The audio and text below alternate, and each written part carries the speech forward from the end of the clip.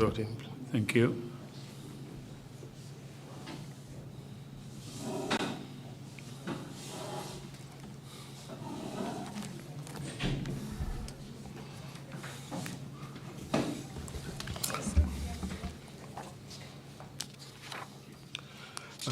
Welcome back, Madam Witness. So now,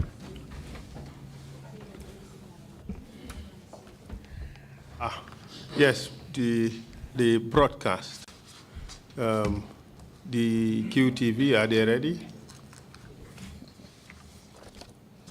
Obi-Wan? Okay, thank you very much. Welcome back, Madam Witness. Thank you. So now we should move on to the abuse of the justice sector institutions by the executive. In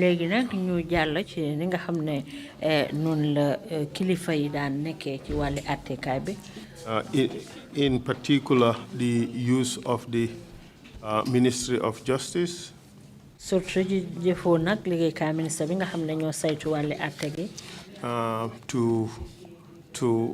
help the executive abuse the processes of the courts.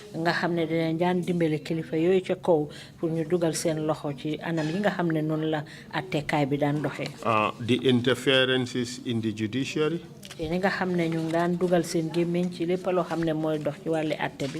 The relationship between the bar and the judiciary. Especially the protests that have been made by members of the bar. But also to look at this from the experiences that you had in several cases. Or in cases that you know about. But did not necessarily participate in. And just to set the context, to examples like, say, for instance, the Ministry of Justice coming up with cases that would not ordinarily pass muster, cases that do not necessarily establish any prima facie case, let alone have any hope of securing a criminal conviction. Ci anam yo xamne ci bunti atté kay bi amul dara lo xamne am nañ ko surtout nak mu aju ci nga xamne ñoy def wali tafar pour ñu tejj leen. To put it now in a question form. Pour ma laaj la nak légui. From your experiences. Ci sa wali gis-gis yow. In which way would you say that the Ministry of Justice was used to secure Yaya Jammeh's wishes by way of using the prosecutorial power that is vested in the DPP? Ci yow nak sa wali gis-gis président Yaya Jammeh ci yan doole la daan sukkandiku pour dugal loxom ci li nga xamne moy bunti atté gi fi ci biir réew mi. Well, I know for a fact that in some of these cases, it was obvious from the stage at which the State Council offers opinion on the case that there's no prima facie case to take the matter to court. Prosecutor bi ñu koy doxale mo wéré rek amuton ben ene lu jëm ci mbir mi pour ñu agalé ko ci code. But yet the cases find themselves in court. Way ba légui rek da nga gis né case yoy dañ dé ag ci court bi. Those suspects get arrested, detained and charged. Ñooñu nak dañ leen mujjé japp dal di leen tek ben place tek leen tuuma. And sometimes taken through a trial. Légo légui ñu yobbu leen ci ab atté. Only to be found not guilty at the end. Mujjé gi sax dañ gis né loi topatul leen dara loolu lañuy mujjé dogal. What cases do you have in mind? Yan façon case mom nga wax ni? Well, for example, the two cases that I mentioned before. comme ci misal rek ñaari case yi nga xam ne moom laa fi wax ci gannaaw. In which there was no prima facie case against the accused persons, that is Babu Jangha and Alaji Nying at the court martial. Mu ngi mel ni rek Babu Jangha ak Alaji Nying ci court martial bi amul dara lu leen topp. So you wonder what the opinion was at the Attorney General's chambers. Da nga jaaxle nag lan moo doon nag li xalaat bi dox ci Attorney General chambers. And the justification for actually prosecuting that case. Ak lii wéral nag pour ñu àtte leen. In that case, what kind of evidence was presented before the court martial against these two individuals? Ci kaw loolu nag yan façon ngi seede lañ teewal ci kanami attekaay soldaar yi pour teg ko ci kaw ñaar ñi. The only evidence that actually mentions their name. Finde bi nga xam ne rek moo tudd seen tur foofu. The only piece of evidence was their confessional statements. Evidence firnde bi nga xam ne moom lañ amoon rek mooy kàddu yi nga xam ne nii ñoom wax nañ ko ne nangu nañ tuuma yi leen teg. That was the cautionary statements. Mooy nag fi ñu tënk nag li nga xam ne mu ngi jëm ci wàlli seen tuuma. Incidentally, the voluntary statements were complete denial of the charges.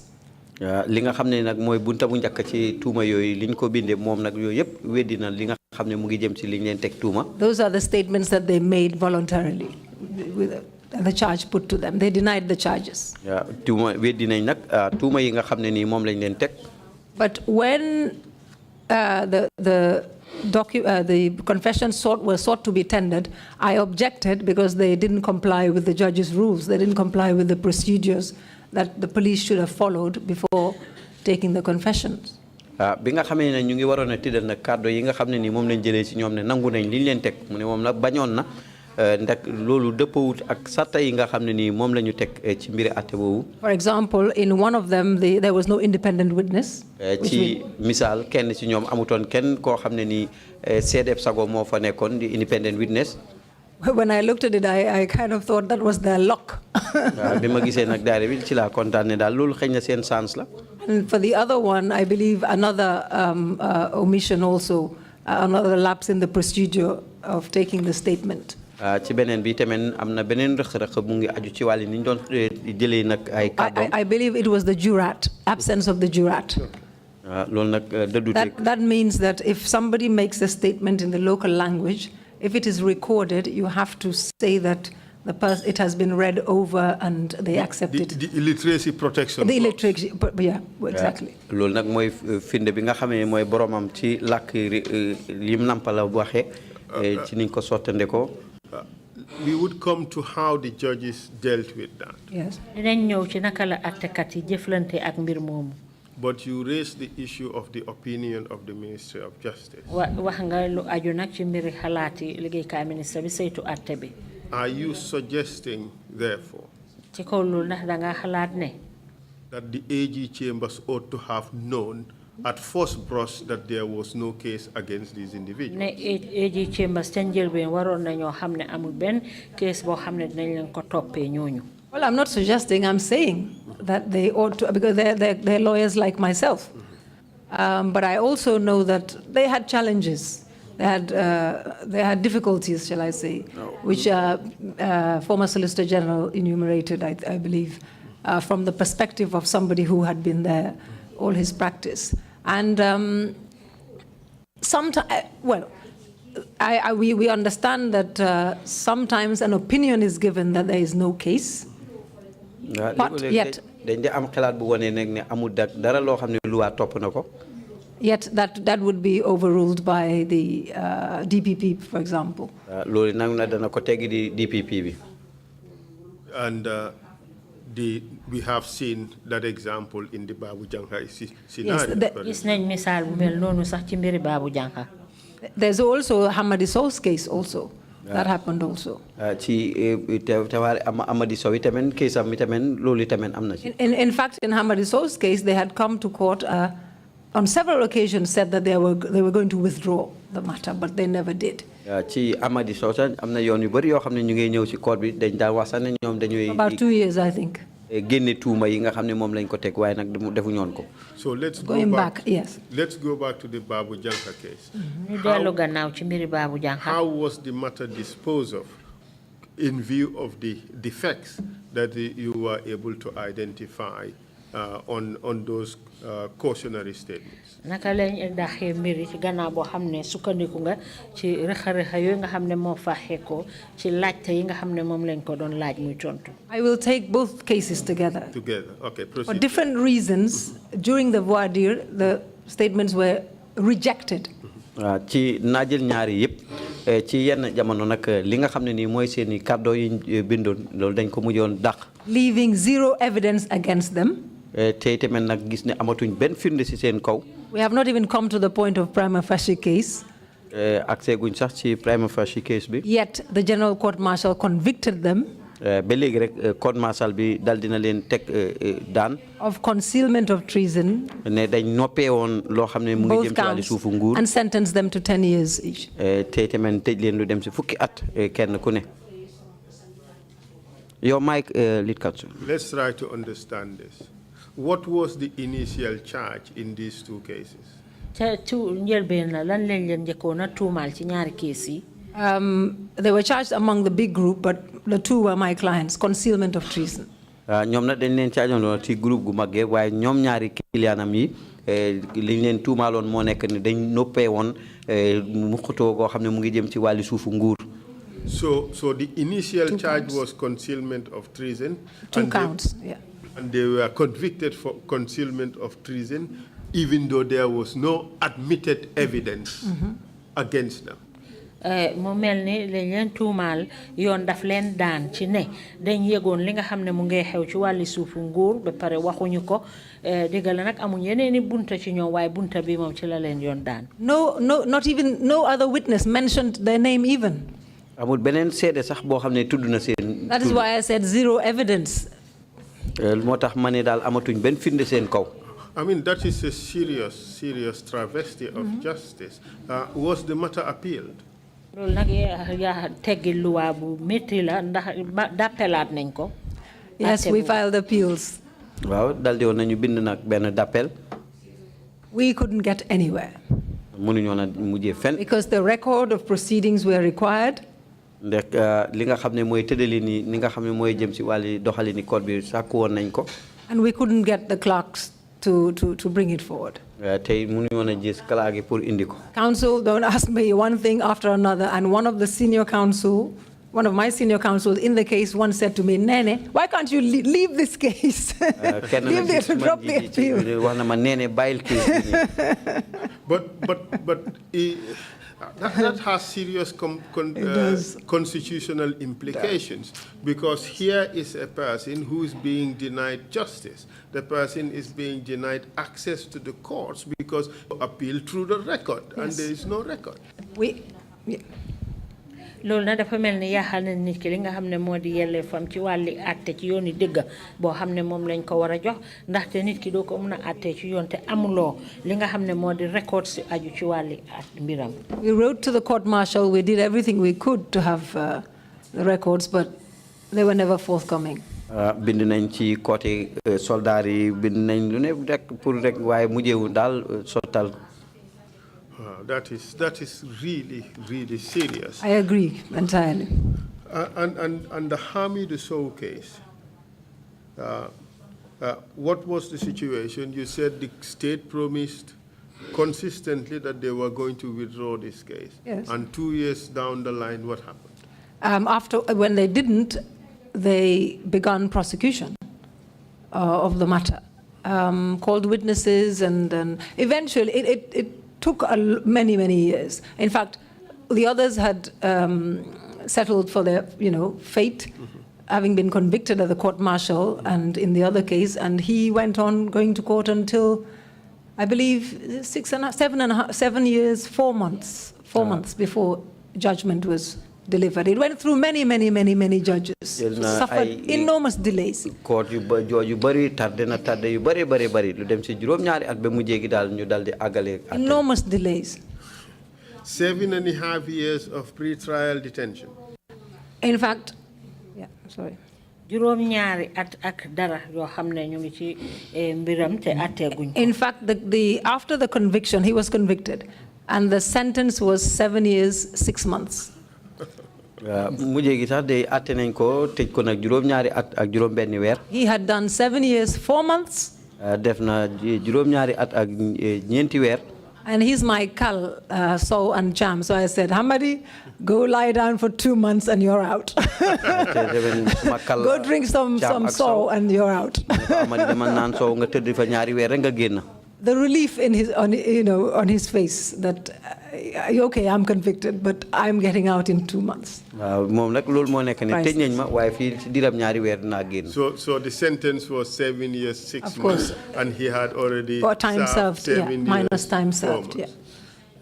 léegi juróom-ñaari at ak juróom-benni weer lañ ko tëj waaye fekk tëdd na fa ba pare juróom-ñaari at ak ñeenti weer. His trial was the last to finish, but he was the first to be out.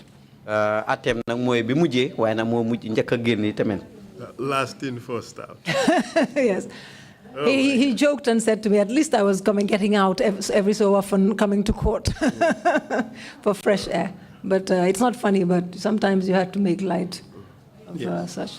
The violations that happened during those trials are quite extraordinary. We have heard from a witness who testified that he was told that, well, nothing was going to happen with him. There was no case against him. He was going to be released. And the judge made similar pronouncements that, oh, for you, as for you, we have nothing. The judge received a telephone call. The judge stood down.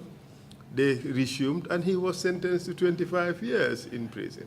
mbiri yaa xam lu waa gi nag nekkoon na loo xam ne mu ngi doon dox ndax amoon na waajoo xam ne àttekat bi wax na ko ne amul jaral la yoon teg dinañ la bàyyi ñu wéralal ko ko waaye ci ab diir rek àttekat bi dal di dellu si waat ñu dal di ko tëj. Yes, and I have another similar example. am naa beneen firnde bu mel nii tamit. In the case of the GPU, Gambia Press Union executive, Bayemil Toure, in the judgment, Bayemil Toure was convicted, all of them convicted. But in his case, the judge admitted that there was no prima facie case, but said he failed to help the NIA with the investigations. He failed to cooperate. And that is the basis for convicting of the crime charge? Yes. He wasn't going to let any of them go free. That was the point. Only one was, I believe that was Saidi Khan. Yes. After the prosecution closed their case, there was no case against him, so he was out. He was the photographer, I believe. But the other members, executive members of the GPO convicted. We also understood that in the Tamsir Jase case and others, the court admitted the statement of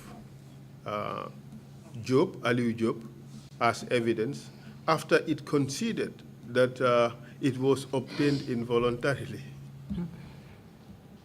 Would things like this happen in these types of cases? That particular one hasn't happened with me because I would remind the judge.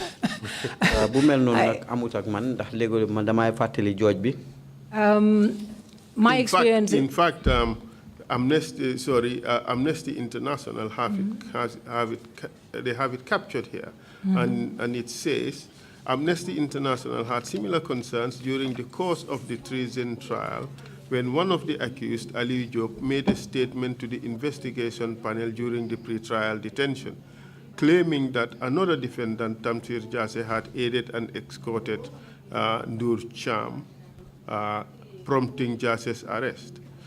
I will translate this, I will interpret this later. The defense counsel challenged the voluntary nature of Job's statement, claiming that it had been obtained illegally under conditions of torture and therefore was inadmissible as evidence. The court agreed with the defense counsel about the involuntary nature of the statement, but allowed the statement to be considered in court as evidence in violation of fair trial standards. Lim wafi moine ci biñoo atte Tamsir Jase nguur gi dañ dugal wax goo xam ne Aliou Diop moo ko waxoon ne Tamsir Jaase moo dimbale Ndour Thiam génnee ko réew mi so lawyer Tamsir Jaase bi wone ne Aliou Diop day ba moo wax loolu dañ ko mbugal moo tax mu wax loolu court bi d'accord ak lawyer bi ne waaw loolu mu ngi mel ni Aliou Diop waxu ko ci coobareem dañ bañ ko dóor mbugalee forcé ko ci la wax waaye ci kaw lu te loolu taxut court bi d'accord ne ñoom loolu nga xam ne loi daf ko tere ñoom dinañ ko jël dugal ko ba pare boole ko ci jéego yi nga xam ne moom lañ war a seet pour àtte Tamsir Jaase ndax moo def liñ ko tuumal ndax defal luñ ko loolu so te loolu moom yàqaluwaa la. Counsel, that was very improper. That was very because the Evidence Act is very clear on that. Confessions had to be proved to be voluntary or to be admitted. Otherwise, they cannot and should not be admitted. Of course, the case of your client, Hamadi Sow, is also reported in this article. And it is suggested that State Counsel Mali Woods told the court that they intended to discontinue the case, but it was unclear if the charges were formally dropped. Upon hearing this announcement in the court, Sow's lawyer told his family that he would be released soon. However, Sow was not released from detention approximately until 18 months later. Well, that probably was towards the end, just before the trial got going. But for about 2 years or about 3 years, they had been saying they were going to withdraw. So it wasn't just Mrs. Wood, it was one state counsel upon another.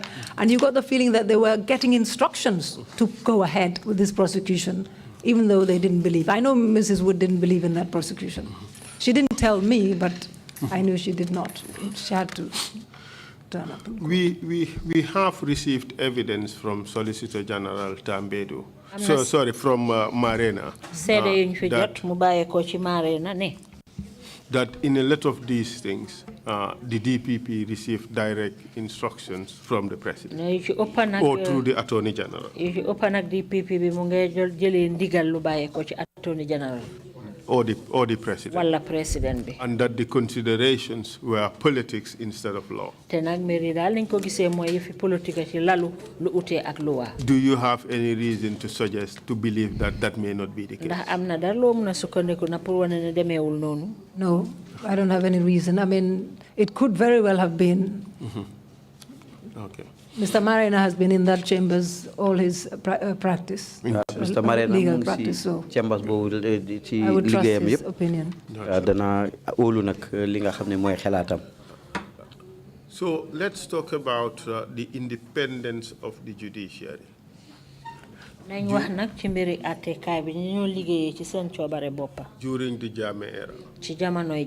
I know that you have made an interesting distinction between cases in which the executive had an interest and those ordinary cases in which there was no interest. Hamnane wanenga fi ute winga hamne mo am ci ay case yo hamne kilifa yoyu am nañ ci aajo ak yeneen yi nga hamne dal ñom amuñ ci ben aajo amuñ ci ben ite. In the 22 years of Jammeh, ñaar fukki atak ñaari Jammeh yi. I know that you have practiced for at least 14 or 15 years. 16 years during his rule. Jamono Jammeh day liggéey nga ci lu tollu ci juroom fukki ata juroom ñaar. Juroom ben. Would you say that there was independence of the judiciary during Jammeh's time? Ndax di nga mëna wax ne ci wàlli attekaay bi ñu doon liggéey ci seen coobare bopp jamono Jammeh. It was very compromised. And I found that it got, shall I say, worse as the years went by. From my experience, from the beginning, we had very decent members of the bench. With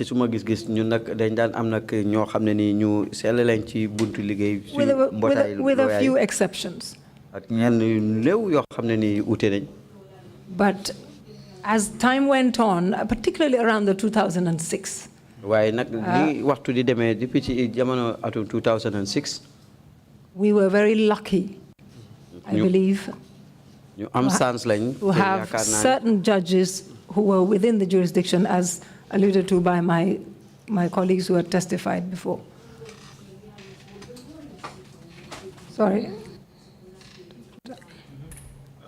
Okay, amoon nañ wërsëg ne by wax atum 2006 amoon nañ fi ay judge yoo xam ne comme rek ni ko ñi fi wax balaa man niñ ko waxee ñooñu mënoon nañoo def seen liggéey comme niñ ko bëggee. In the criminal cases that we're talking about. Ci cases yi ñoo waxtaanee nii. And I believe they have been mentioned, Monaghan and Belgore, and some others. We also had other judges. Madam Witness, for the purposes of the record, could you state the names again? You said Monaghan. Honorable Justice Sanjay Monaghan. Sanjay Monaghan. And Inkem Isuaku, Honorable Justice. Yes, Inkem Isuaku. And Honorable Justice Ahmed Belgore. Belgore. Even Tahir, Tahir also. But and Tahir. We had Kabalata also, not bad, from Zimbabwe or somewhere. From the testimonies we have received here, it is suggested that these judges who asserted their independence paid a very heavy price for acting so independently in cases in which Jammeh was interested in. Ci seede yi nga xam ne jot nañ ko fi nag wane nañ ne attekat yi nga xam ne ñoom ñu ngi tànnoon daal pour def seen liggéey ci seen coobare boppa dafa mel ne ñu ngi ko daan def ci ay anam yoo xam ne rek coono la leen doon dikkal ci ay case yoo xam ne Jammeh amoon na ci itte. I believe that with the exception of the Commonwealth judges who he couldn't sack because he didn't hire. Ci li nga xam ne nii mooy uteeg ñi nga xam ne ñooy ay Commonwealth judge yi nga xam ne mënul leen a dàq ndax ñoo njëlutoon leen liggéey. The ones that he could, he fired. Ci ñi nga xam ne mën na leen a dàq daf leen daan dàq.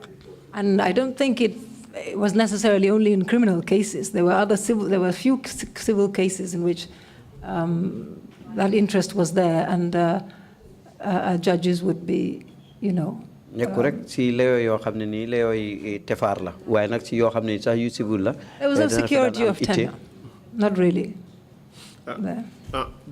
Your colleagues who testified seem to have divided this into two interesting categories, like you just suggested: the Commonwealth judges and the judges on technical assistance from Nigeria. Sa seede yi nga xam ne sa naataango yi nga xam ne joxe nañ fi seen seede ñoom it def nañ ko ñaari xaaj ñi nga xam ne ñooy attekat yi ñoo wax Commonwealth judges ak yeneen ñi nga xam ne yeneen attekat yi lañ. ñi jógee Nigeria nga xam ne ndimbalab nguuri Nigeria la pour nguuri Gambia. And of course, the third basket would be the local judges.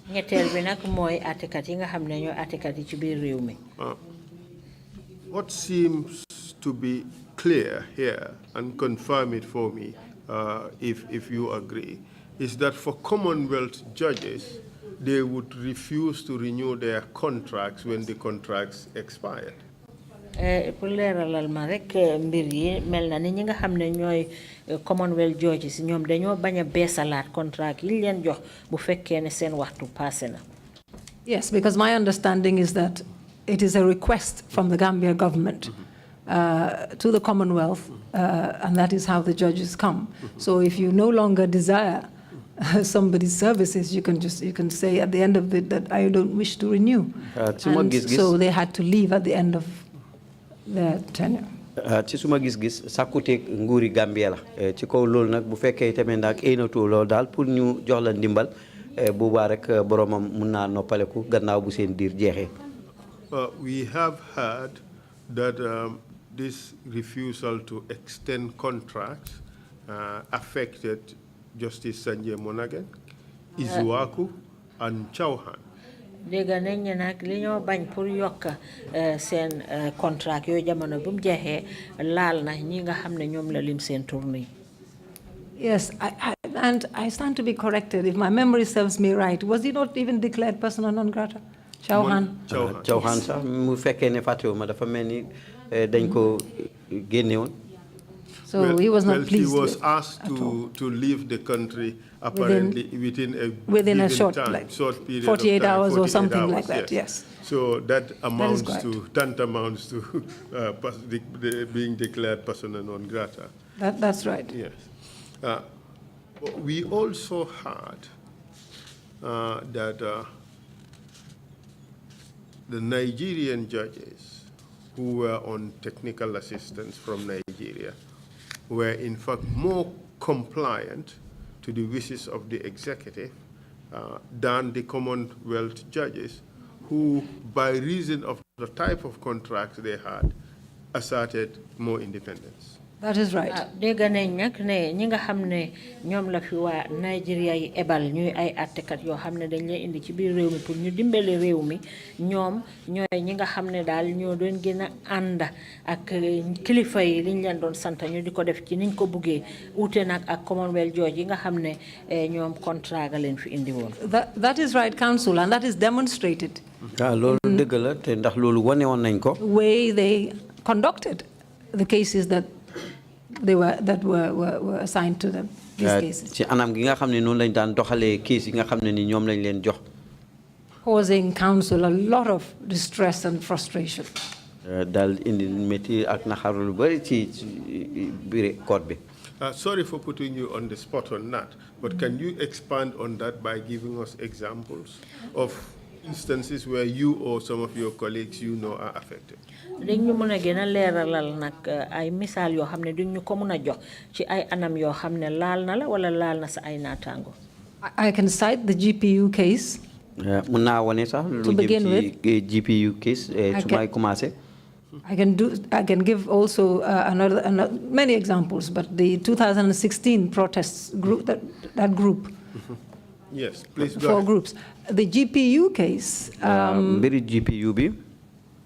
We were being led by Mr. Antuman Gay, senior counsel. Antuman Gay momo Mr. Kamara and myself. Mr. Kamara ak mom si bopam. Representing all of them, I believe, except Uncle Sam. Yes. Who represented himself. Uncle Sam. The matter was initially assigned to Justice Wowo. Ci njëlbeen nag mbir moom ñu ngi ko joxoon Justice Wowo.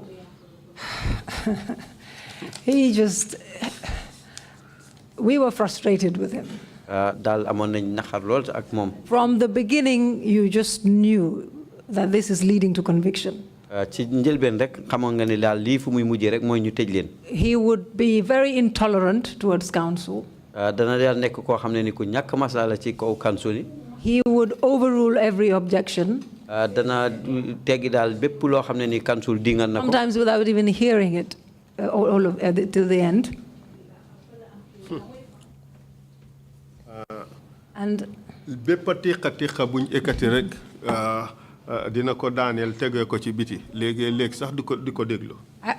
we even had to walk out. Withdraw and walk out of the court.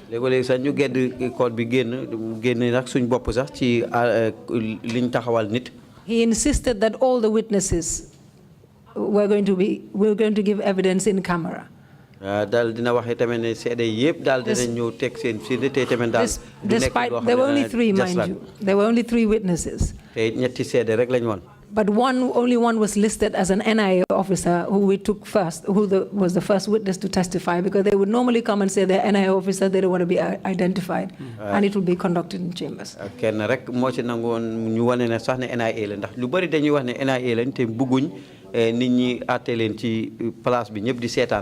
And the others were not, and they turned out, it's just tussle between counsel and him. And I remember Mr. Gay getting very, very furious and informed him that I will not represent my clients in a kangaroo court. Mr. Gay dana daan wax ne daal moom du stede ci court boo xam ne ni daal ci court yi jaay doole la daanaka. And we walked out. We petitioned the Chief Justice to reassign we asked for, well, I believe he had been asked to recuse himself. Mr. Gay asked him to recuse himself. He threw out evidence, said, our reasons were not valid, were not good enough. Mr. Gay sax dal na sakku ne dal fim nek ni dafa warona jébale bopam rek ci mbir mi génn ci. And he would agree with everything the prosecutor. And disagree with everything the defense says. Even when it's obvious. So the Chief Justice, I believe, who was then Ajim, I can't remember. I believe it was him. I could be wrong. Reassigned the matter and gave it to Honorable Justice Fagbenle. Ci kaw loolu nag ki nga xam ne moo nekkoon Chief Justice Ajim mu jégi dal di toxal case boobu santaat ko keneen ku ñu xamee Fagbale. We didn't realize, counsel, but we went from the frying pan into the fire. ñun sa yëguñ waaye fañ nekkoon rek moo gën a métti fi nekk daanu. From biased judge to an even more biased judge. Well, it turned out to be. It turned out. He, in the way he conducted himself, it was slightly different approach. Whereas Justice Wowo was shouting us down and, openly and visibly hostile. Justice Wowo nak dafa nekkon ko xamni nak mom def lim daan def jasrang la ko daan def. Honorable Justice Fagbele is not, is the opposite. Why Justice Fagbele nak mom ute nak mom tuti. And in the end, convicted all of them. He was more subtle in his approach, but secured the same objective and the same result. Very well.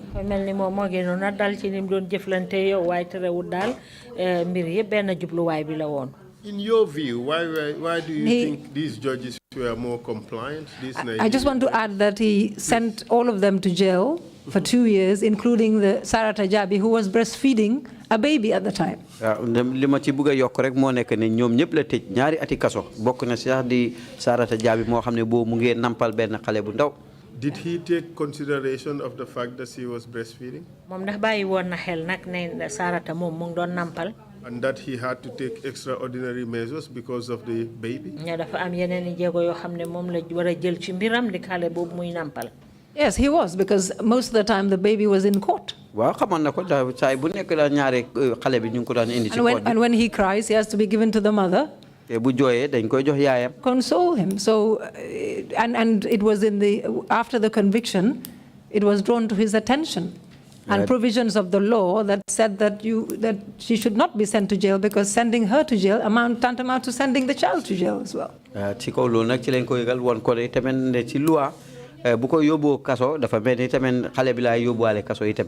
he change his ruling, his decision on that? That was before sentence, during allocutus. Yeah. Before sentence, all this was drawn to. He could see it. So after the allocutus, did he take that into account and did not order a custodial sentence in mile 2? He did not. He sent her equally to jail with the others, 2 years imprisonment. And 2 of them, including Uncle Pap Sen, was not very well at all. So as long as the objective was achieved, nothing else mattered. That was my opinion anyway.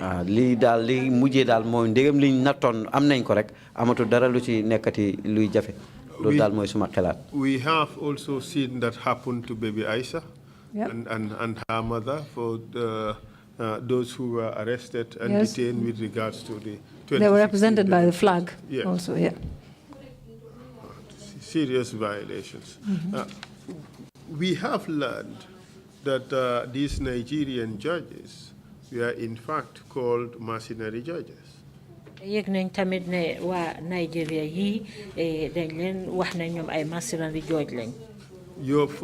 From your own perspective, why do you think these people were called mercenary judges, and do you think they deserve that accolade? ci sa wàlli gis-gis nag foog nga naka lu tax ñu ooyee leen ko ndax jar na sax ñu jox leen title boobu. Well, I believe that well, it was a term brandished around, and I think it certainly fits some of them. loolu nag nekk na tur woo xam ne nag ñëpp leen dañ ko daan ooyee rek te yaakaar ne nag am na ñoo xam ne yelloo nañ ko ci ñoom ci tur boobu. Why do you say that? Yes. lu tax nga xalaatee noonu. Yes, because you got the feeling that they were hired to do a job. waaw ndax dafa mel ni daal dañ leen fay pour ñu def seen liggéey. Which was to secure conviction and imprisonment. mooy pour tëj nag ñi nga xam ne rek ñoom la ñuy atte. In selected cases. ci yenn case yi nga xam ne dañ ko tànn. Which kind of cases? yan façon yi case la. These are the ones that I've mentioned, ones involving political opponents, for example. yi mooy yi ma fi wax yoo xam ne ni xëy na am na lu mu def ak ñu yëngatu ci wàlli politique. Journalists, they suffered enormously. way taskati xibaar yi. And anybody else who may have a different view. ak keneen koo xam ne ni daal xëy na am na loo xam ne ni who may be critical to the government. koo xam ne daal xëy na mu ngi dingat nguur gi. Like in the Amadou Scatter Diané case. lu mel ni ki ci Amadou Scatter Diané case am. Example. If you were to mention at least 3 such judges, who would you say they are? If you're not comfortable saying the names, you can write them down. Yes, I can write them down. So buggee wax nag ñetta ci attekat yoo xam ne noonu lañ daan jëfee ndax di nga mën a bindal seeni tur fii. Perhaps it's even better that these names are not mentioned publicly, so that we can compare the evidence of the various counsel who appear before us to see how often would these names coincide. baax na sax ne seen tur duñ ko wax jaxaran ndax ñu mun koo méngale ak yeneen lawyer yi nga xam ne ñoom it binda nañ fi ay tur ndax li ngeen binda nuroo na ak ñooñu tamit.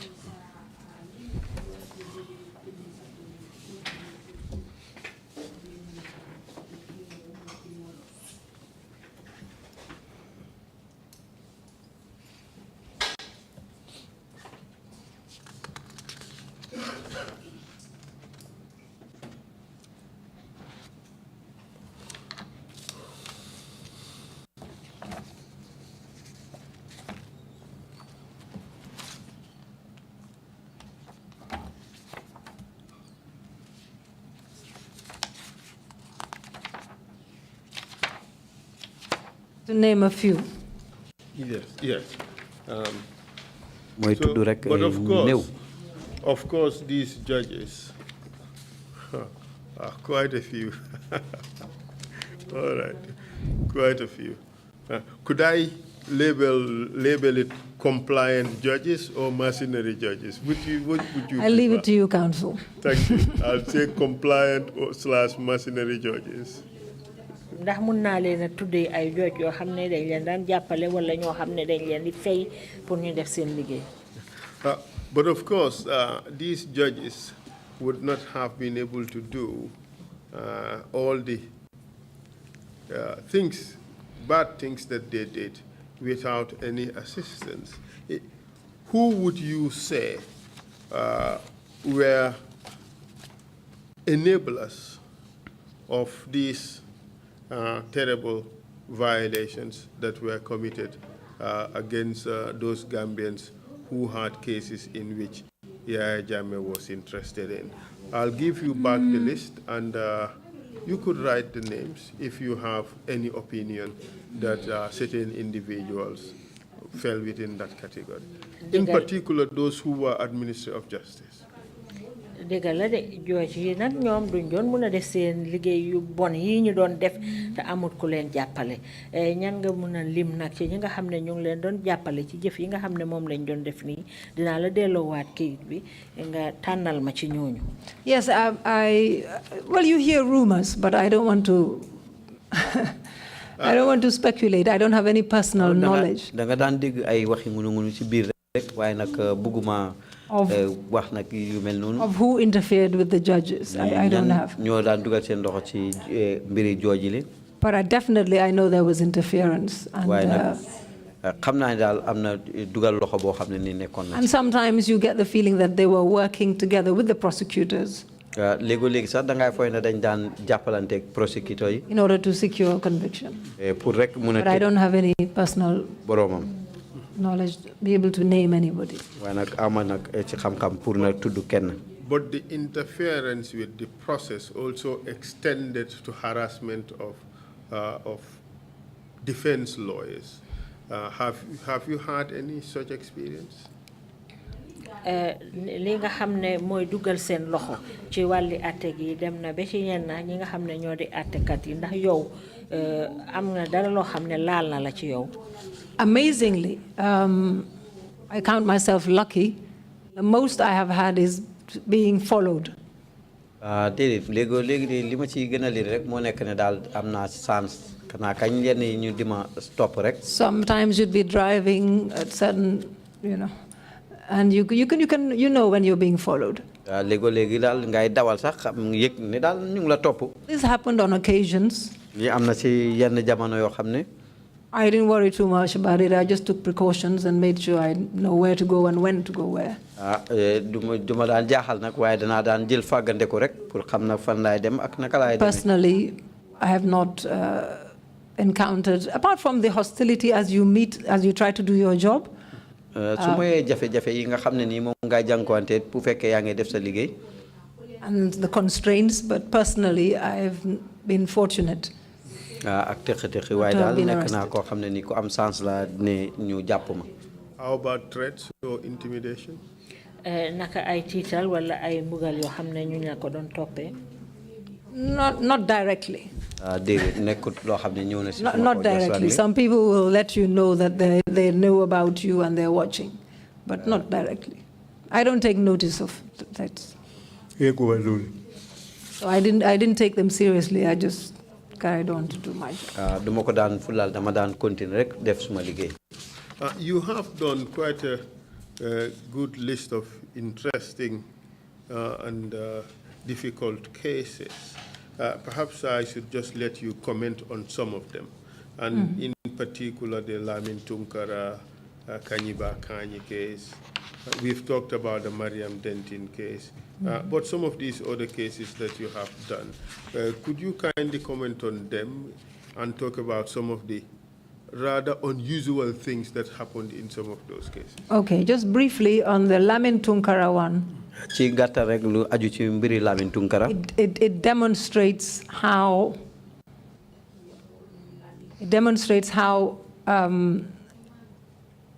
bad the situation was. dafa wone rek naka la tëralim bu bonee woon jamono jooju. And in a matter in which the state or the former president had interest in. mbir moo xam ne nii ki fi nekkoon président amoon na ci aajool.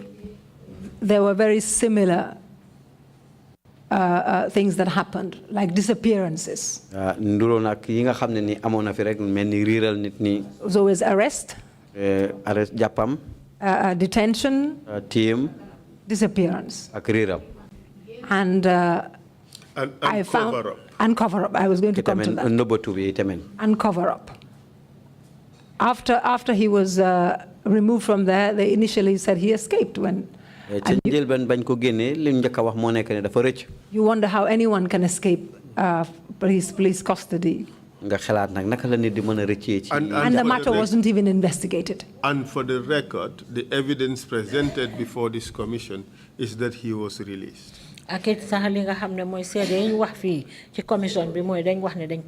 Really? Who said that? We produced the police diary, and the police diary showed that he was released. And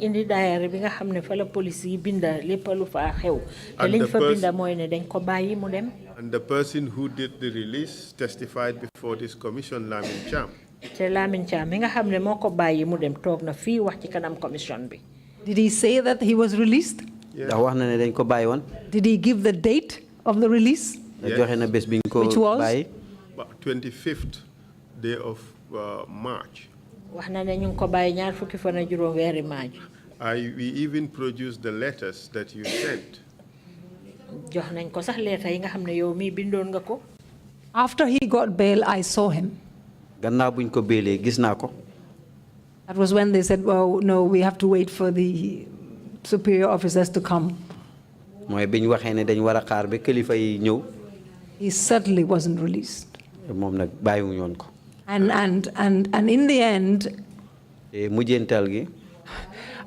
after they said that he had escaped, I wrote that letter. I believe you have the letter. ci laa bind letter boobu. Well, we have received evidence from the junglers that he was killed together with the West African migrants. Yeah. Wow, ñun am nañ fi seede yoo xam ne jongula seen boppa ñoom ñi ko rey wax nañ ne dañ ko reyandoor ak tukkikat yooyu bàyyi. Well, they may have released him into the hands of the junglers. That's the only explanation. dañ ko bàyyi ci loxoy jongula si. Or the diary was doctored. wala diary bi dañ ko yàq daal def ci leneen. He was released and taken by the NIA because, according to his wife, he came to the house with NIA officials and they searched the house. That was on the first day, I believe. That was the first day. That was on the first day. But, no. The officer who was in charge of his case, Lamin Cham, said he called him to tell him that he was with the NIA and they have gone to his house. So I am sorry, but yeah. Yes, these are the terrible things that I take some of the evidence, I'm sorry to say, some of the evidence of the police with a pinch of salt, I'm afraid. Yes, but the diary at least clearly showed that they say he was released. So if at all he was released, there should be an explanation as to how he came into the hands of the NIA and then to the junglers. Yes. That is the bit that is lacking in our evidence. That is the evidence. Yes. But we do receive evidence that he was executed. He was in the vehicle. I heard the evidence of. That's right. That's right. Yeah. So Kanyiba Kanyi? Kanyiba, sadly, he is still not been produced. When he was arrested and taken away, my learned senior, Mr. Dabo, initially was, but I was with him in most of the cases that he was handling in the same chambers. That's how I came in to be involved in Kanyuba's case and Usman Rambo Jatta's case. So the court had ordered, Honorable Justice Monaghan had ordered for their production. And they said, we don't have them. That is the first time I heard of that term. And it continued as a trend for the rest of the years. Whenever they could not produce or they didn't want to produce anyone, or release them, they would say, we don't have him. Despite repeated court orders. In fact, one of them I have here by Honorable Justice Monaghan.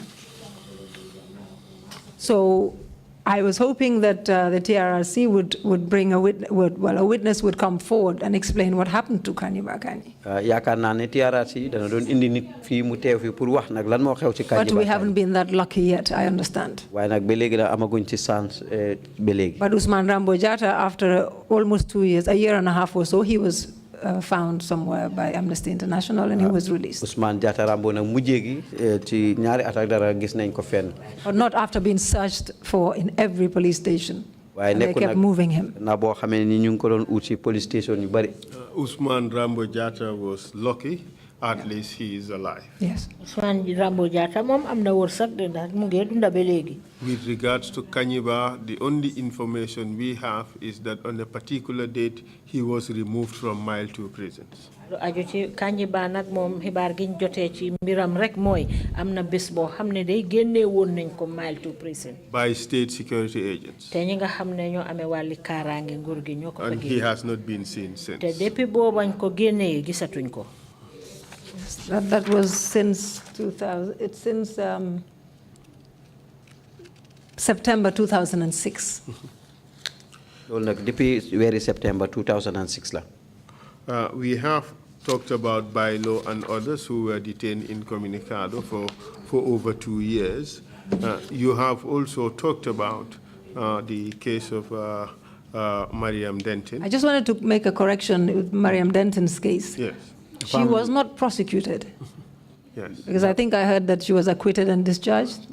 She was not prosecuted. She was released unconditionally. After 3 months. Yes, after the 3 months. And then I believe there was, the state wanted her to testify in the treason case on what her client had told her, because I think that was the background.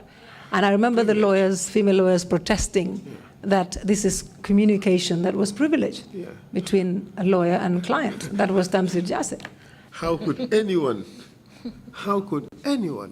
try to compel a lawyer to testify against a client? But it was done because she did give the evidence. Well, she testified, let me put it that way. Wow. Mind you, that was the very reason why she was arrested. Why would she have been arrested based on what a client had told her? Because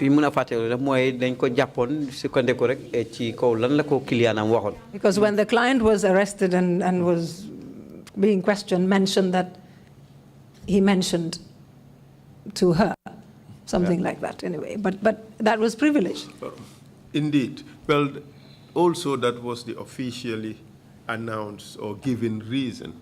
But yes. The commission did receive evidence that from Mr. Harisambu, who was head of NIA at the time, that Jame told him that Mariam is being detained and dealt with in the manner which they did by reason of the fact that she wanted to be president. Really? That's the evidence before the commission, wow. Which is even worse than the first reason. So you did... And we saw something similar. I mean, I know you've discussed it with my colleagues, the Moses Richards case, which is very worrying. Indeed.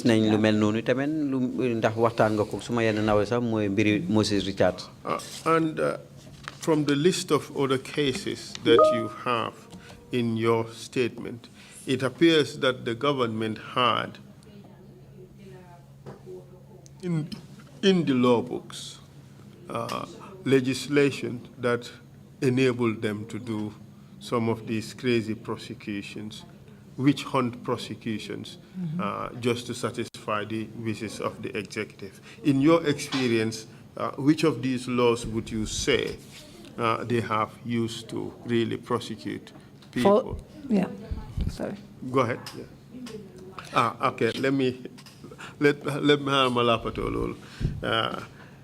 Gis nañ ci sa statement bi ci cases yi nga wone ne dal amna ci bunti loi yo xamne mom la nguur gi daan sukkandiku pour dugal ñenn ñi ci yow sax si sa xel yan loi la nga foog ne mom la gaay daan jëfandikoo pour def yooyu.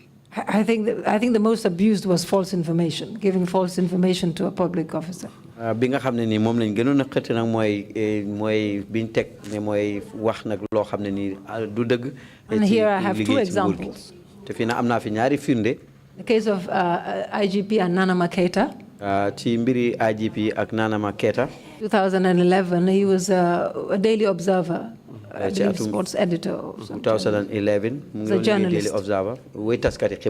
He wrote a petition to the president, I believe, complaining of financial practices at Observer. Daily Observer. Bindon letter don tawat ni nga xamé dal non lañ doon jëfé copar yi ci Daily Observer. And he got himself in trouble and charged with giving false information. Mu dugg ci problème ne dal dafa joxe won bataxel yo xamné ni du deug. And in the case of Amici, I wasn't going to mention her name, but I have. Sorry. That one is very sad. Ci Amici waruma wona tuddu turam sax way bu mo gënona daw yaram. She was struggling to meet the expenses towards the education of her twin girls, mu ngi doon jéem a seen nu muy lijjantee nag fekk njàngi ñaari si xam yi. They couldn't do the grade 9 exams, the earlier one, because she couldn't afford it. Mënuñu woon a def nag grade 9 bi ndax mënutoon koo fay. So with the help of the school, she went to the school, and one of the head teachers wrote a letter for her to the office of the president, asking for help. loolu nag benn ci teacher yi ci school bi bindaloon ko letter pour mu sàkku ndimbal ci office of the president bi. As soon as that letter got there, bi letter bi àggee foofu rek. she was arrested. daldi ko jàppa. Charged. ñu daldi ko teg tuuma. with giving false information. dafa doon joxe ay kàddu yoo xam ne du dëgg. and prosecuted. ñu daldi ko àtte. What was the outcome of the case? naka la na fa xee ko woon nag ci layo boobu. Of course, she was acquitted and discharged. mujjee gi sax dañ ko bàyyi woon. Luckily, because all the witnesses gave evidence that went in her favor. ndax seede yëpp demoon nañ ci wax ay kàddu yoo xam ne ni daal moo ko doon dimbale. It was then I knew that the item was of school fees on the list of expenses was $150. ci kaw loolu nag ci lañ gis ne daal liñ lim nag ci mbiri school fees bi téeméer ak juróom fukk la. But we know that there are a lot of others. waaye gis nañ ne am na yeneen yu ni mel. which she couldn't afford. yoo xam ne ni mënutoon ko. That was why she asked for the help. loolu moo tax moom mu daal di woon bind ndimbal. But she was prosecuted. waaye atte woon nañ ko. Because apparently they said she said that girls don't pay school fees, something like that. maanaam sax dafa wax ne daal xale jigéen du ñu fay school fees daal lu mel noonu. And this was a poor young woman. tey tamit kii jigéen la xam who ne was daal struggling. loxoom doon gannaaw doon jéem a fexe. This was a very emotional case for me to do. nekkoon na loo xam ne lu daw yaram. Even come to court, there was a day when she almost collapsed. bi mu ñëw si court bi sax am na benn bés tuuti mu daanu. Because the thought of the president taking her to court, she was illiterate, was just too much to handle. mbiri président bi di ko yóbbu court te moom jàngutoon. And so you wonder how this sort of case got to be prosecuted. It was prosecuted by the police. At which court? Bundung Magistrates Court. Total abuse of this prosecution of this offense. It is. Sometimes some of these stories are just simply unbelievable. Yes, but a good thing came out of it in that I solicited help from one of my friends who had a school, because I said, I thought to myself, if the twin girls still couldn't take that grade 9 exams, then she would have been prosecuted for nothing. So because they were willing, I continue.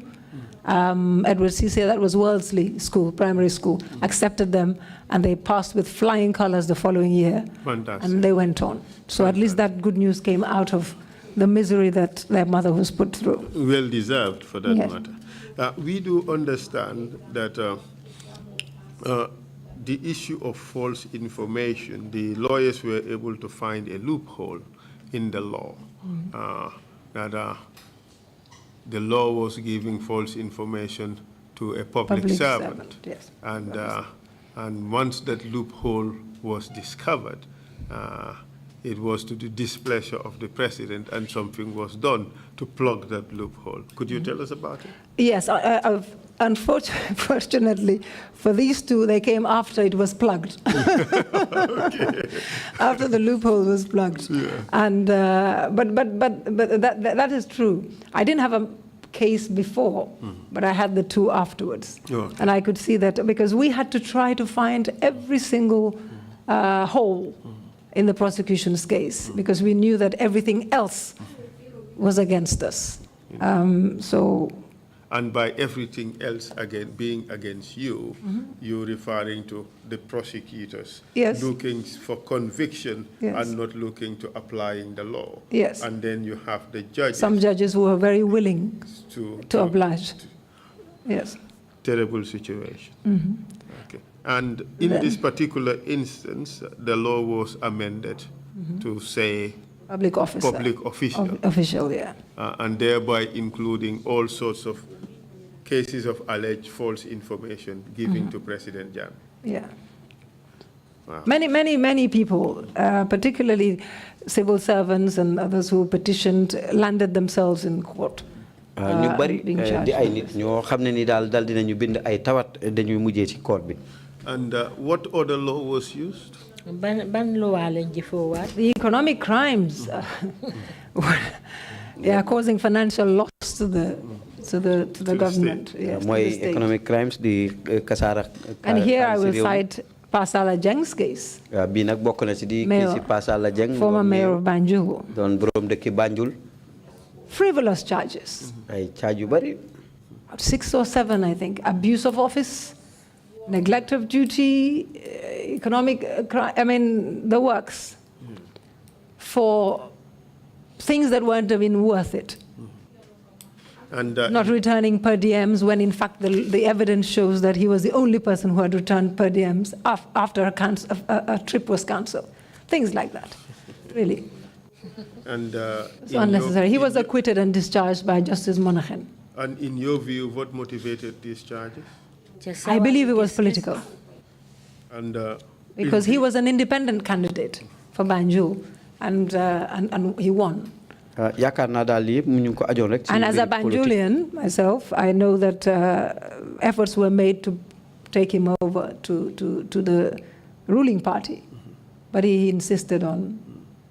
So that I know personally, and I'm sure that may have played a part. But in view of his acquittal, did he maintain his mayorship position? Gannaaw boo xamee ne nag luwaa toppeewu ko dara ndax bàyyi woon nañ ko ne mu continuer nekk mayor Banjul. I think he in fact filed a civil suit about his, whether it was his purported dismissal. I stand to be corrected. I was not in the case, but I believe maybe Mrs. Sabali had handled that case. There was another case anyway, but his time was wasted because he was going up and down court, and it would have run, the term would have run out. You also mentioned the Lanza case. The offense of broadcasting without license. Yes, that was another, yeah. Yes, broadcasting without license. This was just a ridiculous case against him. A ridiculous case. Which would virtually convict anybody. We all use Skype. Right now we use WhatsApp. I believe the facts of that case were that he attended a political rally. I think he's into communications and etc. And he was streaming, if that is the right word, via Skype, what was happening at the rally.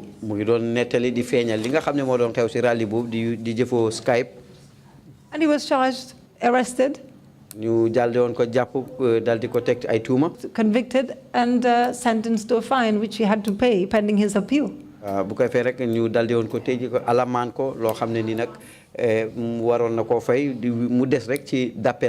was defended by my senior, Mr. Dabo, but after his troubles, I took over and I did the appeal, and it was overturned, but it was overturned in 2017. Mr. Dabo nag moko jëlon waye nak mu jégi ndek ay jafé man ma jël ko ci loxom def d'appel bi after 8 years. I can't remember the number of years, but I know that the original case, the case started. Okay. The appeal went on for ages. But I'm not sure it's quite 8 years, but it was a few years. Yes, I made a mistake in my citation of the year. No, I didn't. Okay, no, I made the mistake in the citation. Yeah. It was a few years because the appeal takes time. I conducted the appeal and he was acquitted and discharged, but he had already paid the fine, so perhaps we should try to recover that. Well, that is a case that would make all of us guilty. All of us guilty. Of a crime. All of us guilty. And it's cases like that you cannot not blame the prosecution. In helping realize that conviction. Because a lot of these cases should not have made their way to court. But they did, causing enormous strife to the accused persons. And some of them were not granted bail and they had to serve out. They had to stay in jail until the end of their cases. It was a great deal of injustice. And there is another law that was used against political opponents. Benen façon loi bo xamne tam tek nañ ko ci ñi nga xamne ñoy won opposition bi ci wali politique. The holding processions without permits. Yes. Moy ne dal ñu ngi def ay genn te amuñ permit. What's your experience dealing with such cases? Façon case yoyu nak yow nako nga ci daan def. Yes, my first experience was with Uncle Femi Peters, late, may his soul rest in peace. Man jël benn case moo nekkoon ak Uncle Femi Peters nga xam ne ni ndem ci Yàlla na léegi. And he was convicted. Tey luwa daanoon na ko. And imprisoned. ñu tëj ko. And his appeal suffered a lot of delays. And he served out the sentence and came out. I remember once, because I knew him well, friend of the family. His appeal came up in court and I said to him, Uncle Femi, I think I hear that the president is going to pardon you. Because he was coming from mile 2 to attend the appeal. He said to me, I don't want it. I said, Uncle, but it's to go out. And you know, he said, I don't want it. In fact, I will stay in there and complete my sentence. That was how defiant he was. Yes. Yes, and also in the 2016, of course, that one, groups of cases. You had the solo sanding group of almost 20 people, similar with the state and the solo sanding group was Lamin Sonko and others. Then you had the Usain Udabo, you had the Mozart, and then you had the other group of protesters, and they were all opposition people. So these are the sort of the cases that definitely lawyers battled with. How would you describe the relationship between the private bar and the judiciary, especially when it came to some of these cases in which Yaya Jammeh had an interest in? Lo muna wax nak ci digënté ñi nga xamné ñoy lawyer taxawal seen bop ak ci wali attekat yi surtout nak ci case yi nga xamné Yaya Jammeh mom amna ci ité lool. In those cases we had confrontation regular with them. Ci yoy nak dañ daan am ay dingatante yu bari. You had instances when lawyers walked out of court. Légui dañ ci am ci jamono bo xamné lawyer dana gedd court. Judges parading insults at lawyers. It happened in some cases. I remember Honorable Justice Paul and Mai Fati once had, and also with Mr. Bori Ture. Justice Paul and Honorable Mai Fati. A lot of provocation. What would the General Legal Counsel do with regards to that? Judge and counsel insulting one another. Léegi nag mbootaay àttekat yi lan lañ dee def ci loolu su fekkee ne lawyer yi ak àttekat yi amoon na ay jàppante yoo xam ne dox na seen diggante. I think if the matter was brought to the General Legal Counsel, it would have dealt with it. I don't have any personal knowledge, but I do know that as the bar, we, as Mr. Tambadu said yesterday, we had resolved on a few occasions to boycott certain judges. Comme niko Mr. Tambedou waxé won demb rek légui am na ñoon niñ ko daan fajé suñ mer rek mo nekkon ñu gedd nak yenn code yu bari yenn magistrate. Which judges in particular could you recall? Yenn judges nga mëna fatale ko yo xamné geddon. I remember Honorable Justice Paul's court. Fatale ko na Justice Paul courtam. Trying to think of another. Sure there was another one. The lawyers walked out again. We withdrew from these cases, the 2016 cases. For similar reasons as the ones I mentioned in the GPU case many years ago.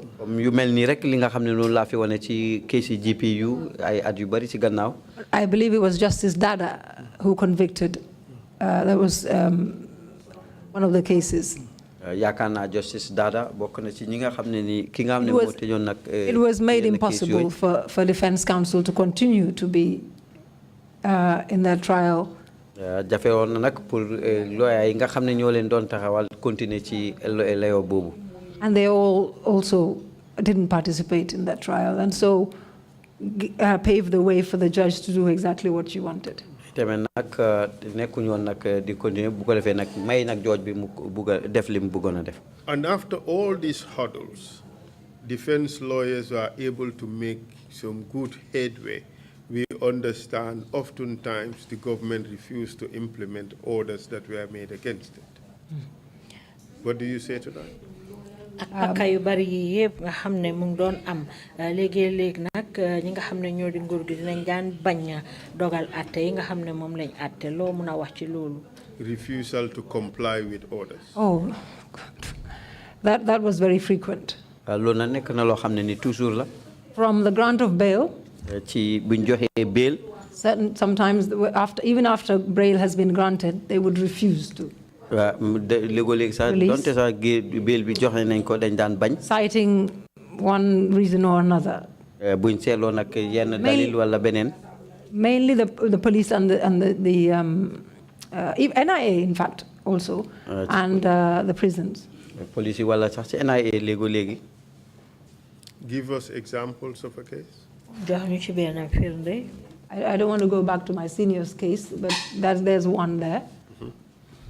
And who would that be? Just for the Mariam Denton. Mariam Denton. And which mostly what they would do is they would stall and eventually release. And the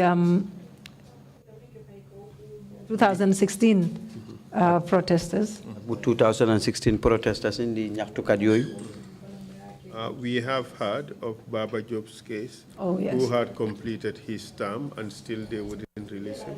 Dégg nañ fi tam mbiri Baba Job nga xam ne li mu waroon a tëdd yëpp tëdd na ko ba mu jeex waaye taxut ñu bàyyi ko. Yes, I was not his counsel, but I remember reading in the papers, it was being covered in the papers that his time was up and but he wasn't released. Nekkuma woon ak lawyer bi waaye dang naa ci kayiti xibaar yi wa gis naa ne daal waxtum jeexoon na sax waaye bàyyiwuñ ko. In a few words or phrases, how would you describe Yahya Jammeh's handling of the third arm of the government, of the third arm in the state, the judiciary? How would you describe Yahya Jammeh's separation of powers and his relationship with the judiciary?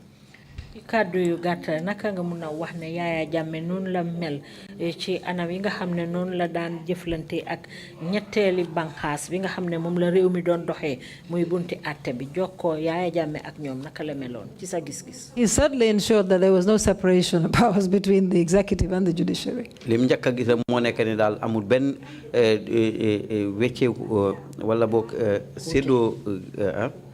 He interfered with the judiciary, with judges. That's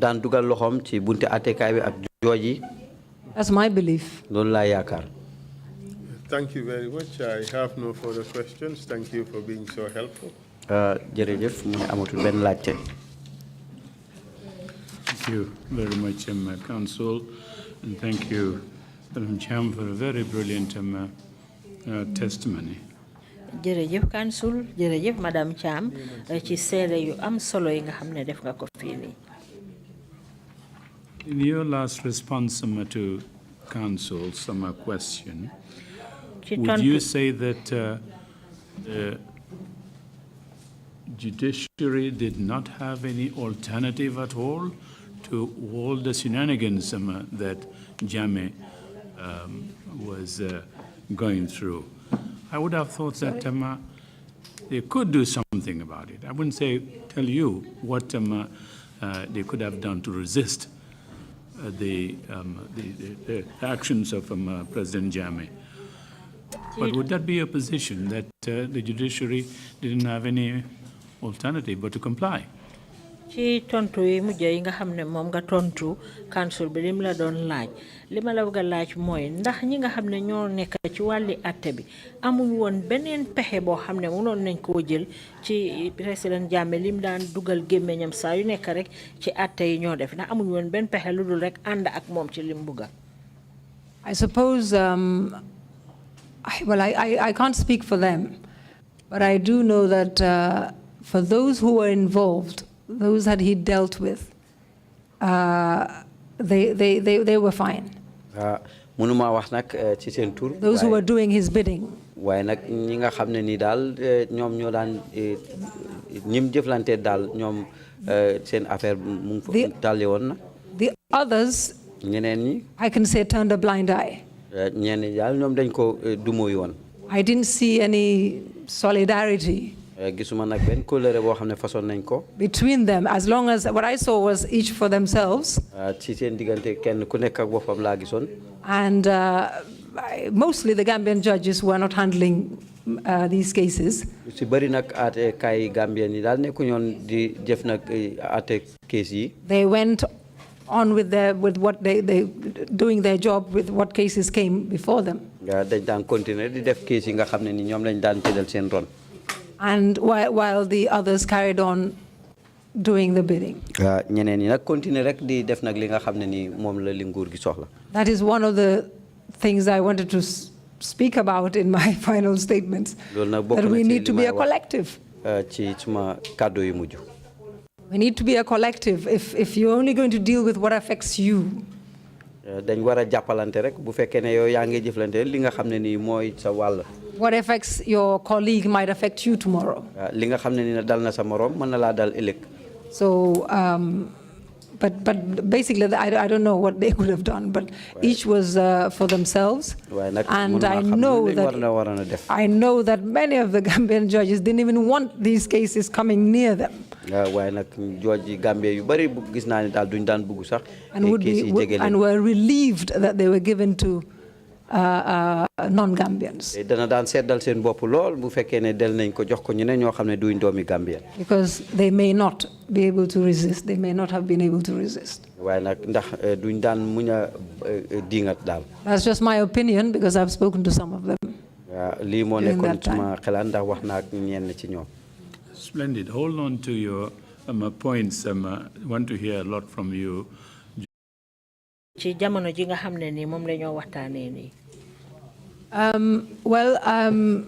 I having been in the fight for the promotion and protection of women and children's rights.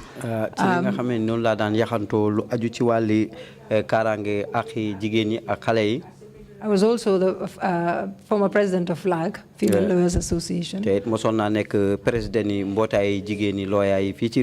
We worked a lot with government, the ministry, the Office of the Vice President and Minister for Women's Affairs. That was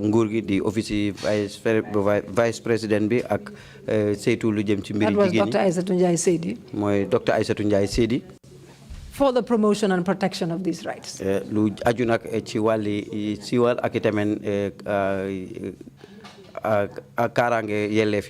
So I can say that most of the legal framework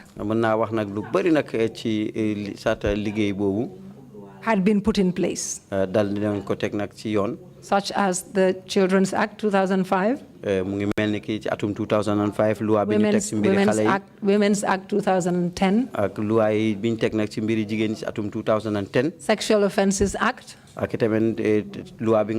Domestic Violence Act in 2016, which is a huge step.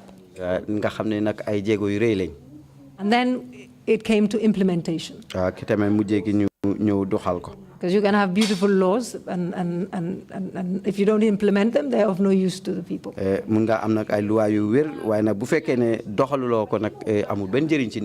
a lot of sensitization had been done,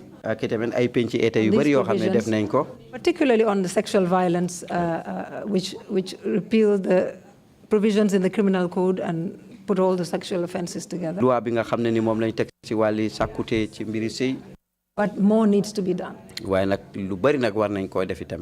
I was very shocked to hear the testimony of some of the witnesses before this commission. Amana nakar lol ak mbettel ci bi nga xamé dégg na sédé yi nga xamné ni amna fi ci kanam commission bi. Sexual violations of their rights.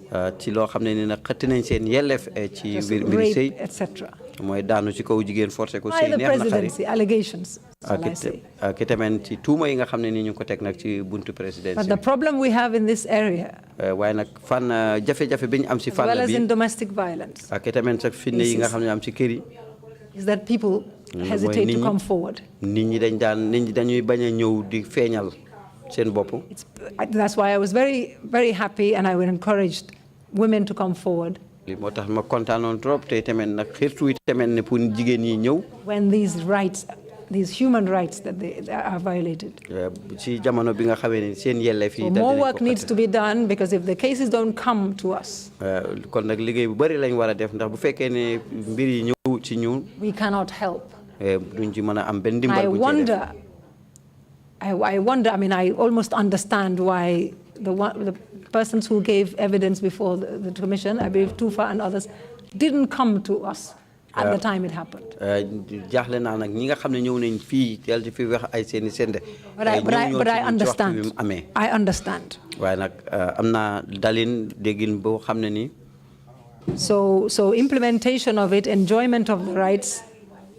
doxal nag loolu ak jëriñoo ci We need to begin with awareness raising so that women and society will stop seeing these acts as something that should be hidden under the carpet. dafay doore rek ci anam gi nga xam ne mooy ñun la ñu ubbee xeli nit ñi leen pour nag lii duñ ko teg rek ci suuf. Or just hushed up is a family affair. waaye rek dal di ko muqutoo rek ne daal mbiri kër ñunu neen la. Because many women are suffering in silence. ndax am na jigéen yu bari tey ñu ngi torox ci kaw. Many children are suffering in silence. am na xale yu bari yoo xam ne tamit ñu ngi sonn ci lii te ne dañ ko noppee rek. And a lot more work needs to be done. te lu bari nag war nañ koo def. But I want to say that they should not be ashamed to come forward. waaye nag dama war a wax rek ne waruñoo am gàcce wala ñu rus ne pour ñëw wax ko. The alleged perpetrators should be ashamed. ñi nga xam ne nii ñoom ñoo def ñaawteef yooyu ñoom ñoo war a am gàcce. But a lot has been in terms of other rights, such as equitable ownership of properties and things like that. Since we're talking about human rights, I restrict it to the ones concerned. Thank you again, once again. Thank you. Yes, Imam Yalo, you have the floor, please. Thank you, Chair. Witness, I would like to first of all congratulate you for all the good work you have done for women, children, and men in this country. seede bi man dama la bëgg njëkk a ndokkale ci liggéey bu am solo bi nga xam ne defal nga ko jigéen ñi ak gune yi ak góor ñi sax ci biir réew mi fii. Is a worthy task. wax la ne góorgóorlu bu baax sas bu rëy la. I want you to clarify one point for me. dafa am nag lu ma bëgg nga leeralal ma. People keep talking about the independence of the three arms of government. nit ñi daal dañu yàgg di wax ne ñetti banxaas yi nga xam ne moom la réew mi di war a doxee ci ñoo doxee ci seen afiya boppa. From what we have heard and seen in this commission, li nga xam ne moom lañ dégg te gis ko fii ci commission bi. the misuse of power. ñi nga xam ne nit ki noonu laa jaayee doole ci wàlli palaasam. From the executive. ñi ko dalee ba ca kaw. To the armed forces of the country. ñi nga xam ne ñoo di soldaar yi ci réew mi. Do you think that it is ever possible? ndax foog nga ne nag dina musa am. To have an independent judiciary. pour nag ñu amee atte boo xam ne dañ koo def ci seen coobare boppa. And of what use would that be to the nation? te loolu lan la mun a defal réew mi. Thank you. jërëjëf. Thank you, Imam, for that question. jërëjëf Imam ci koy laajte boobu. I want to say that at least post Jammeh era. dama bëgg a wax rek ne gannaaw nguuri Jammeh. We are very confident that we are on the way back to building. daal dina ñu am yaakaar ne daal ñu ngi delluwaat ci ni nga xamee daal noonu lañ taxawaaye suñ I personally man ci suma boppa have not seen anything that should make me worry about the way the judiciary is being run right now. amuma dara loo xam ne ni jaaxal na ma nag ci anam gi nga xam ne nii bunti attekaay bi noonu lañ koy doxalee ci The judges I'm appearing before are conducting themselves the way as honorable as they are. jooji nag ñu ngi doxee ci anam gi nga xam ne ni noonu lañ leen séentoon. And that is trying to maintain their independence. mooy nag doxal nag ni nga xam ne moo nekk seen sago. So that the judgments they deliver ci bu ko defee rek dogal bi nga xam ne moom la ñuy def ci layoo yi. reflect nothing but their knowledge of the law. du wane dara lu mooy li nga xam ne nii mooy seen xam-xam. And guidance by the ethics of the profession. ak tamit li nga xam ne nii mooy lim teete nag di nga xam ne mooy yare fi liggéey bi.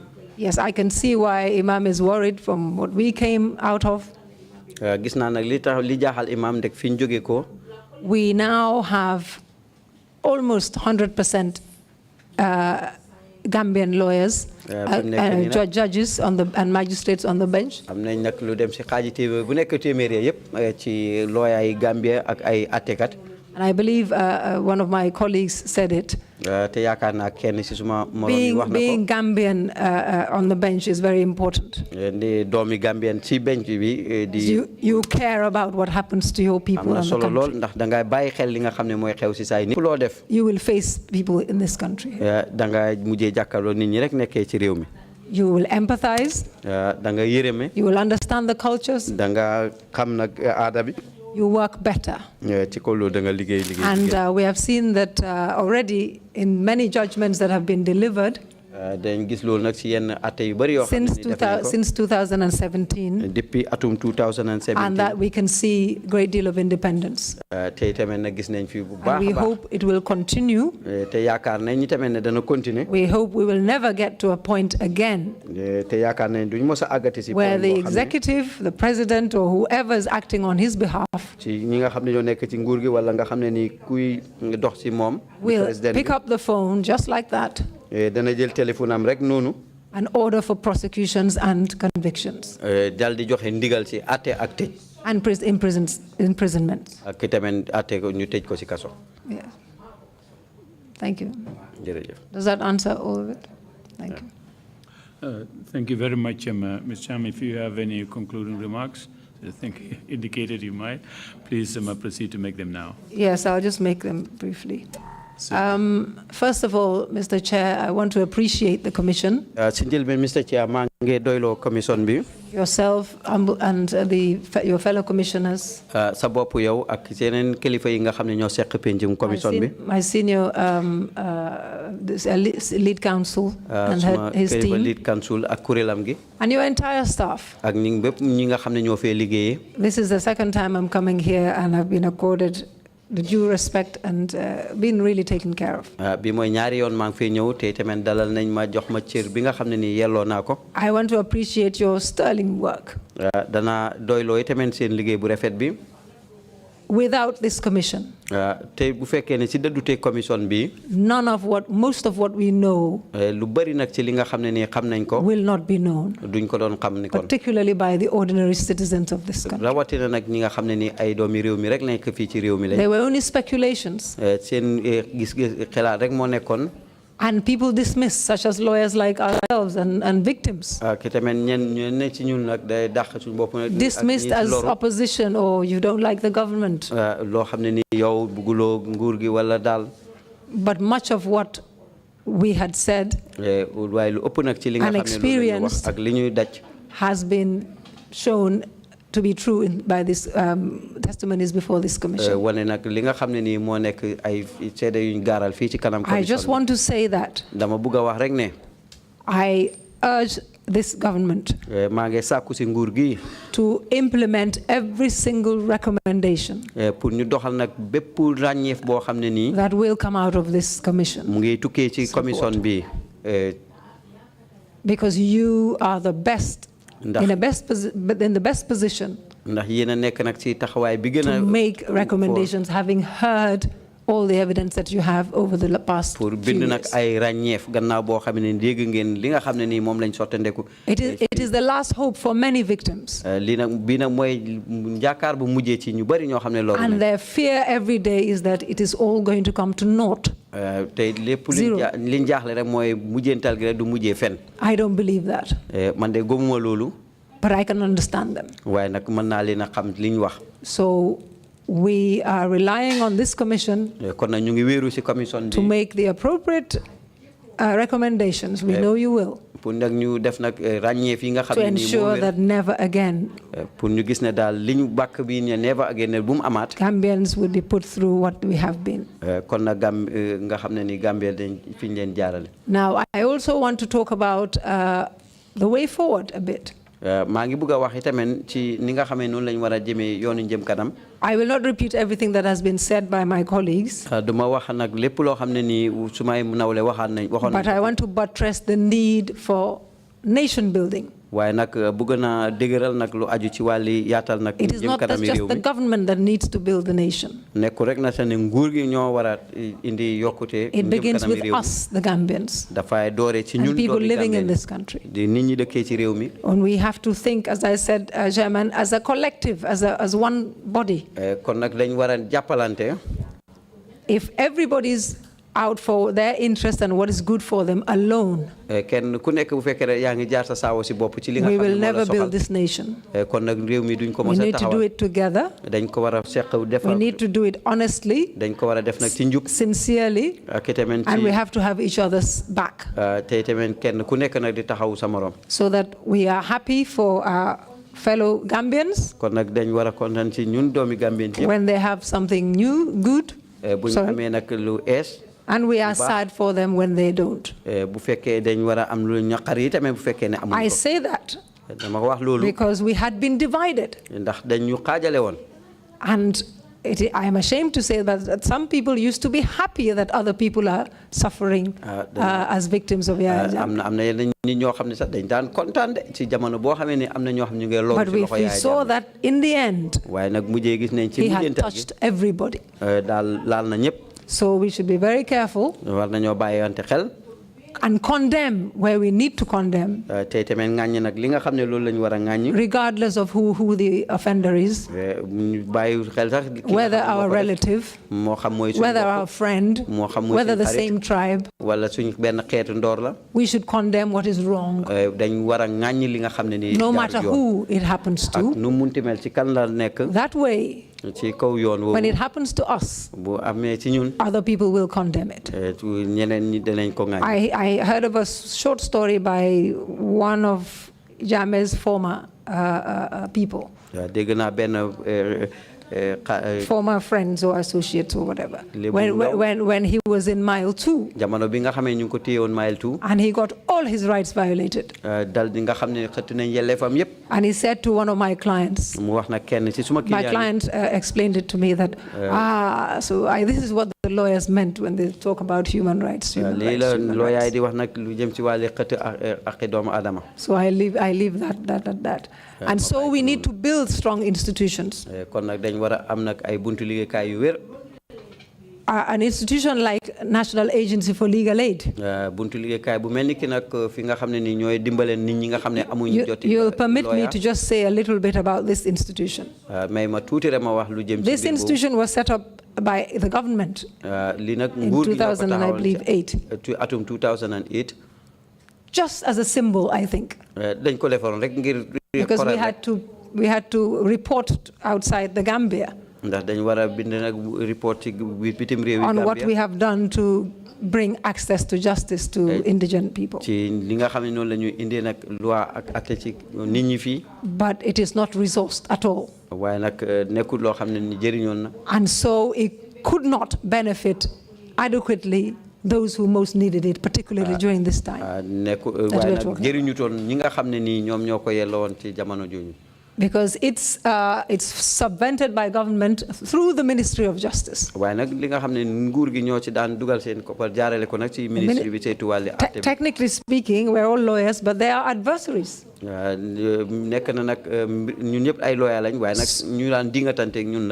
So how well the legal aid agency does depends on how much money it gets from Ministry of Justice, who in turn gets from the government. Despite the fact that the Legal Aid Act says that it should have its own independent budget.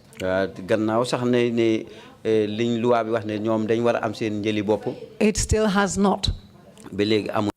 it gets given, I mean, I'm not blaming Ministry of Justice, they get given bulk amount because NALA is still sort of under them. And NALA gets given any amount, whether it's enough or not. Some progress has been made in the last year or two, but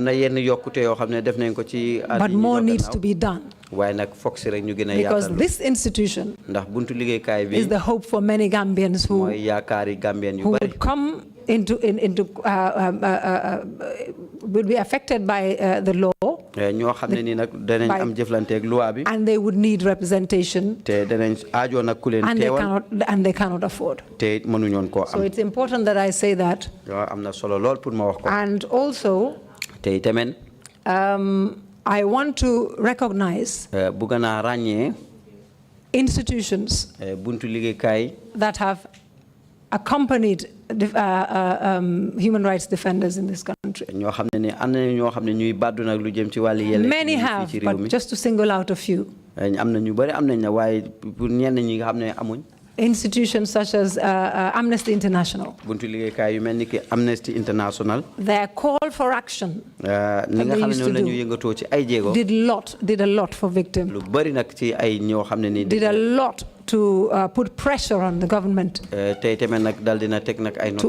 account for people that they had in their custody. And they did a lot to build lawyers' capacity. A lot of technical assistance by them. And the same goes for ICJ, International Commission of Jurists. The Kenyan section and the Swedish section. I have had the honor of working with them. Very, very difficult and trying times. And they have helped in terms of giving very much needed technical assistance. And I would like to thank everybody else and to encourage my fellow human rights defenders to continue the work, because these are fundamental rights guaranteed by the Constitution, which everybody should enjoy. And to the victims, I say take heart. For the survivors, let's keep hope that for this period, for these violations, we have entrusted our hopes and our dreams on this commission coming out with recommendations that will seek to put right all that was wrong. I thank everybody here. I thank my family and colleagues for all the support over the years. Thank you very much. Thank you very much indeed, Madam Cham, for your testimony again. The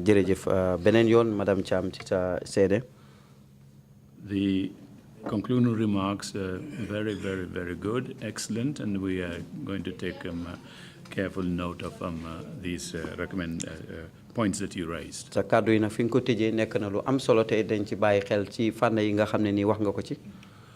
Our constituent instrument, the TRRC Act 2017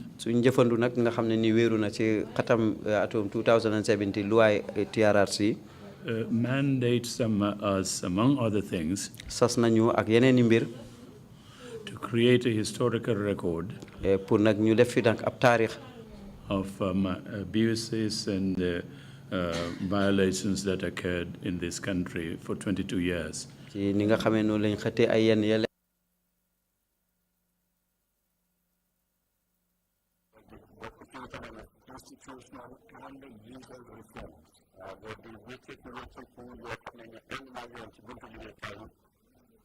are going to carry out this mandate without any prevarications.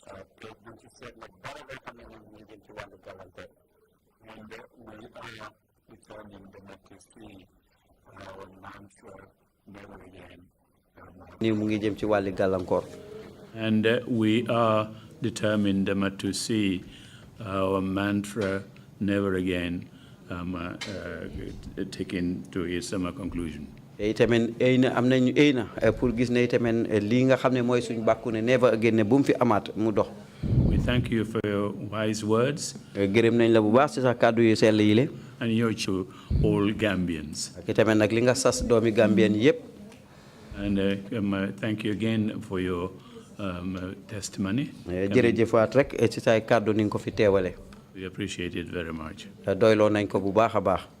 Council, you have any procedural matters to raise before we close?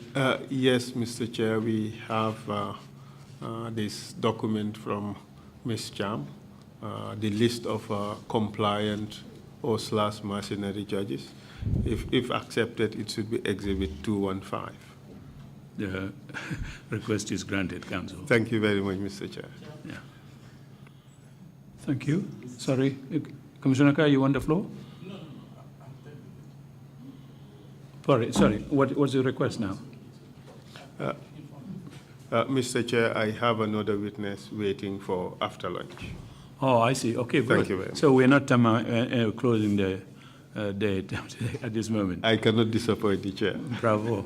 That's great. Thank you again very much. And so we will take a 1-hour lunch break and come back at 3:30. Meeting's adjourned. Thank you all very much indeed.